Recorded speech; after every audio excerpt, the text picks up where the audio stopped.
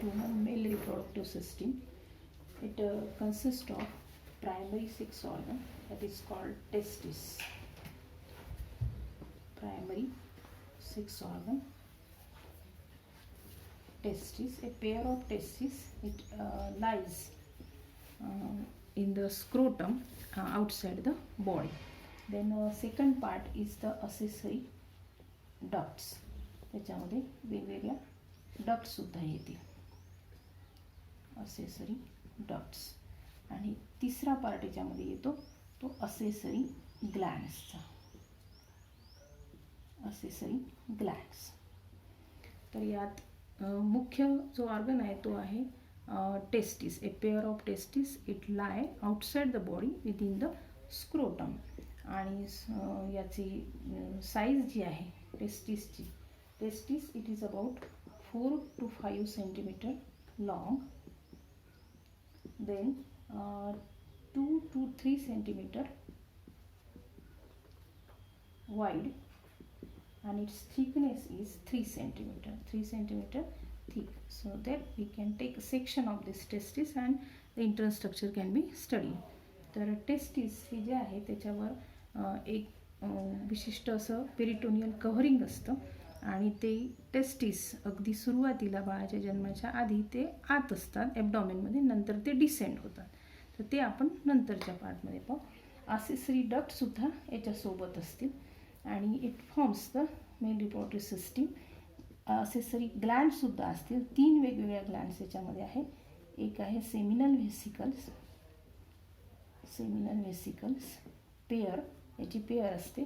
त्यानंतर एक सिंगल असणारी प्रोस्टेट ग्लँड, आणि तिसरी जी आहे ती आहे कॉपर्स ग्लँड. ही सुद्धा पेअर्ड आहे, कॉपर्स ग्लँड. तर ही जी पूर्ण डिटेल त्याचा जे मेल रिप्रोडक्टिव्ह सिस्टीम आहे त्याच्यातलं एक पार्ट आता आपल्याला पाहायचं आहे. त्यातला पहिला जो आहे टेस्टिस, याचं इंटरनल स्ट्रक्चर आपल्याला पाहायचं आहे. तर internal structure of testis it is also called histology आपल्याला शिकायची आहे. The histology of testis means the internal structure.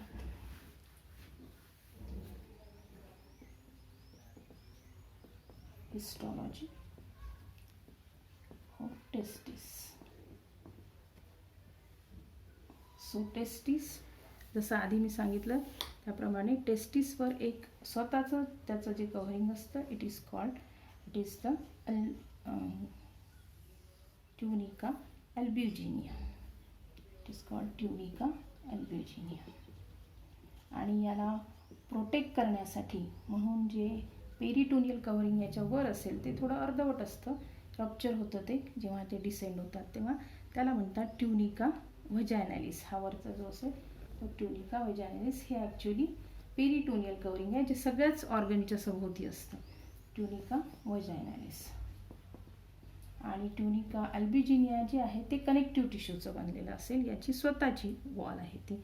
आणि या दोन्हीच्या मध्ये एक व्हॅस्क्युलर टिश्यू असतो, पूर्ण व्हॅस्क्युलेचर असतं. दिस इज कॉल्ड, मधला जो असतो म्हणजे ट्युनिका व्हजायनॅलिस आणि ट्युनिका अल्ब्युजिनियाच्या मध्ये असणारा जो एक लेयर असतो दॅट इज कॉल्ड ट्युनिका व्हॅस्क्युलॅरिस. यामध्ये सर्व प्रकारचे कॅपिलरीज असतील, त्यानंतर आर्टरीज असतील, व्हेन्स असतील, याला ब्लड सप्लाय करण्यासाठी, टेस्टिसला ब्लड सप्लाय करण्यासाठी. इंटरनल टू टेस्टिस आपण पाहिलेलं आहे का याच्यामध्ये भरपूर 200 to 300 लोब्युल्स असतात. 200 to 300 लोब्युल्स, आणि प्रत्येक लोब्युलमध्ये सेमिनिफेरस ट्यूब्यूल असतं, साधारण 1 ते 4 प्रत्येक लोब्युलमध्ये. आता ते आतमध्ये कसं दिसतं ट्रान्सवर्स सेक्शनमध्ये, हा त्याचा ट्रान्सवर्स सेक्शन आहे. टीयस ऑफ टेस्टिस म्हणू आपण याला, टीयस ऑफ टेस्टिस. तर यामध्ये जे सेमिनिफेरस ट्यूब्यूल आहे ते असे त्याच्या सेक्शनमध्ये ते असे गोल आकारामध्ये दिसतील. 1 ते 4 हे एकेका लोब्युलमध्ये आपल्याला दिसून येतील. आणि इन बिटवीन या ठिकाणी असा कनेक्टिव्ह टिश्यू असेल या सेमिनिफेरस ट्यूब्यूलच्या मध्ये, याला आपण म्हणू seminiferous tubule.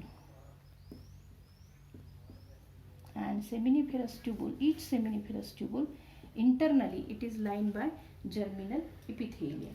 Germinal epithelial cell हे त्याला आतून असतात आणि या ठिकाणी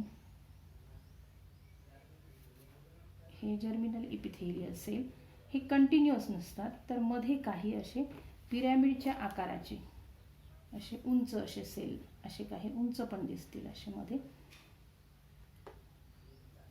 2 ते 3 किंवा 4 असे. आणि हा जर्मिनल इपिथेलियल पूर्ण बाजू.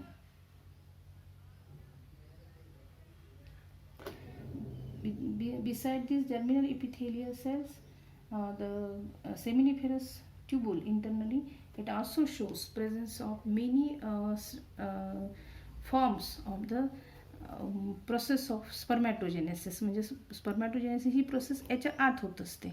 मग आता याच्यामध्ये स्पर्म्स तयार होण्याच्या सगळ्या जेवढ्या प्रोसेसेस आहेत तसे त्याच्यामध्ये तुम्हाला एक एक एक एक स्टेजेस दिसतील. म्हणजे ही जर्मिनल इपिथेलियल सेल्स असतील, तर ह्या जर्म सेलपासून पुढे तयार होणारे इथे तुम्हाला स्पर्मॅटोगोनिया दिसतील. This germinal epithelial cells they are diploid one germ cell. त्यानंतर मग हे जे तयार झालेले आहे स्पर्मॅटोगोनिया तेही डिप्लॉइड असतील.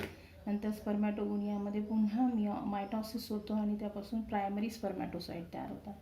ते इथे दिसतील या ठिकाणी प्रायमरी स्पर्मॅटोसाइट, ते पण डिप्लॉइड असतील. मग त्याच्यानंतर मिओसिस होतं. मिओसिस झाल्यानंतर सेकंडरी स्पर्मॅटोसाइट इथे दिसतील. नंतर मग मधल्या भागामध्ये सेकंडरी स्पर्मॅटोसाइट हॅप्लॉइड होतील. त्यानंतर स्पर्मॅटिड तयार होतील, ते पण haploid.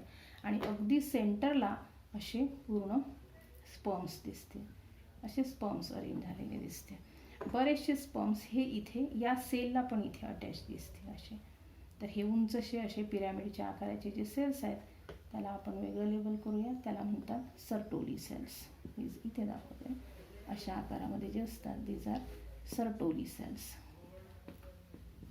The function of this Sertoli cell is to provide nutrition to developing sperms. इथे जे स्पर्म्स डेव्हलप होतात म्हणजे न्यूट्रिशनसाठी इव्हन ते स्पर्म्स असे बंडलच्या बंडल स्पर्म बंडल्स असे त्या सेलला असे अटॅचच असतात. इकडे तयार होत जातात आणि इथे येऊन अटॅच होतात आणि या सर्टोली सेलमधून त्यांना न्यूट्रिशन मिळतं. तर अशा वेगवेगळ्या स्टेजेसमध्ये आपल्याला सेमिनिफेरस ट्यूबुलमध्ये ते स्ट्रक्चर दिसून येतात वेगवेगळ्या फेजेसमध्ये. आता ही जी प्रोसेस आहे पूर्ण स्पर्मॅटोजेनेसिसची ती याच्या आतच होणार आहे आणि इथे स्पर्म्स तयार होणार आहे. आणि इन बिटवीन दिस आता या जे काही सेमिनिफेरस ट्यूबुल्स आहेत या सेमिनिफेरस ट्यूबुलच्या मध्येही काही तुम्हाला ग्रुप ऑफ सेल इथे दिसतो. Some group of cells are there and this cells they are known as the interstitial cells. Interstitial cell, or it is also called Leydig cells. Leydig cells. याचं function काय? The interstitial cell or Leydig cell that secrete the androgen, or it is called testosterone. It is the male sex organ, and testosterone. याचं टेस्टोस्टेरॉनचं function काय? तर testosterone it is necessary to develop the secondary sexual characteristic. जसं आपण याच्या आधी पाहिलं की development of मस्क्युलेचर, height वाढणे, त्याच्यानंतर दाढी मिशा येणे, बियर्ड आणि मुस्ताक वगैरे डेव्हलप होणे. म्हणजे एक बॉयचं conversion on puberty it develops into a complete male ॲडल्टमध्ये त्याचं रूपांतर होणे हे ह्या टेस्टोस्टेरॉनमुळे पॉसिबल होतं. मात्र स्पर्मॅटोजेनेसिसची जी प्रोसेस आहे this occurs due to secretion of the hormone. एक विशिष्ट प्रकारचा हार्मोन इथे या ठिकाणी सिक्रेट होतो, तो आहे FSH, जो पिट्युटरीकडून सिक्रेट होतो, फॉलिकल स्टिम्युलेटिंग हार्मोन. तर हा या ठिकाणी स्पर्मॅटोजेनेसिससाठी गरजेचा आहे. पण सेकंडरी सेक्शुअल कॅरेक्टरिस्टिकसाठी मात्र टेस्टोस्टेरॉन गरजेचं आहे. शिवाय बाकीचे जे ऑर्गन्स आपण इथे पाहिले मेल रिप्रोड्युसिव्ह सिस्टीममध्ये जसं की टेस्टिसची पूर्ण डेव्हलपमेंट आहे, त्याच्यानंतर मग बाकीच्या ज्या असेसरी डक्ट्स आहेत, व्हास डिफरन्स आहे, स्पर्मॅटिक कॉर्ड ज्याला आपण म्हणतो, किंवा मग वेगवेगळ्या ग्लँड्स डेव्हलप होणे, हे ह्या सगळ्यांची डेव्हलपमेंट जी आहे ती सुद्धा under the influence of this testosterone takes place. तर हे जे स्ट्रक्चर आहे यामध्ये नुसती ही सेमिनिफेरस ट्यूबुलसुद्धा सिंगल सेमिनिफेरस ट्यूबुलसुद्धा वेगळी काढून याच्यावरसुद्धा क्वेश्चन येऊ शकतो. त्याला लेबलिंग किंवा याला सर्टोली सेल हे जर्मिनल इपिथिलियम किंवा जर्म सेल, जर्म सेल असं लेबल केलं तरी चालतं, जर्म सेल. त्यानंतर याच्यामध्ये तुम्ही स्पर्मॅटिड, स्पर्मॅटोगोनिया, हे पहिल्यांदा स्पर्मॅटोगोनिया, त्यानंतर मग प्रायमरी स्पर्मॅटोसाईड, सेकंडरी स्पर्मॅटोसाईड, स्पर्मॅटिड आणि स्पर्म बंडल असं पण लेबल करू शकता या ठिकाणी. स्पर्म्स नाव हॅप्लॉइड, हे हॅप्लॉइड असतील. तर या पद्धतीने हिस्टॉलॉजी ऑफ टेस्टिस आपण देऊ शकतो.